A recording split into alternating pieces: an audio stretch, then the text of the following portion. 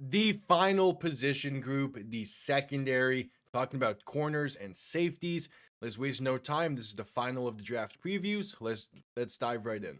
Beginning with Avion Terrell out of Clemson, the brother of AJ Terrell, and he plays similar to him as well.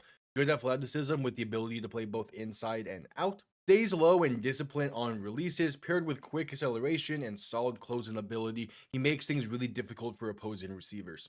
Can also crash on the run pretty well, but he does come in at a slender frame, and thus he will struggle against bigger receivers on 50-50 balls or helping tackle those bigger running backs. Can't really predict break on routes too well either. It tends to be more reactionary instead of proactive against certain route types.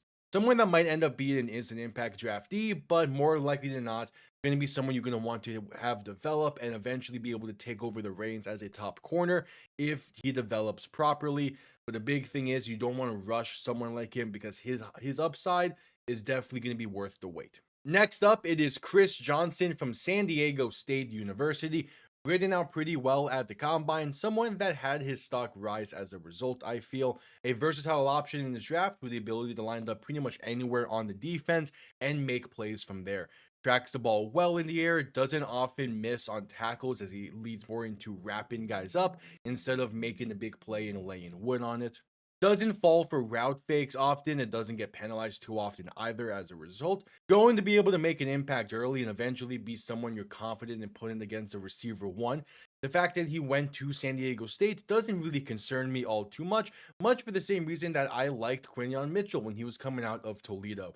He's one of those group of five players that I feel can make the jump pretty effortlessly into the NFL just because he has the abilities to do what it takes in order to be a cornerstone piece in a defense. So I do really like Chris Johnson. Shifting over to the safety position, Caleb Downs from Ohio State. We'll talk about him real quick. The best safety in this class, the best secondary player in this class. People have been singing his praises for the past few years. There's not really much else I could do about it that you guys not already know. Really high IQ, able to attack the run and play the pass at high levels. Going to be a top 10 pick, potentially top 5 pick. Going to be an instant impact player for any of those teams in the top 10.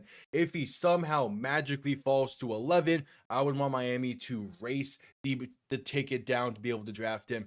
He's one of those guys you could throw against anyone and anything, and he'll be able to make the play against it. Doesn't matter if it's on the ground or through the air, he's going to be able to make the play. Again, there's not much more I could really add to Caleb Downs that the general public does not already know because he has been in the eyes of the public pretty much since getting his chance at Ohio State.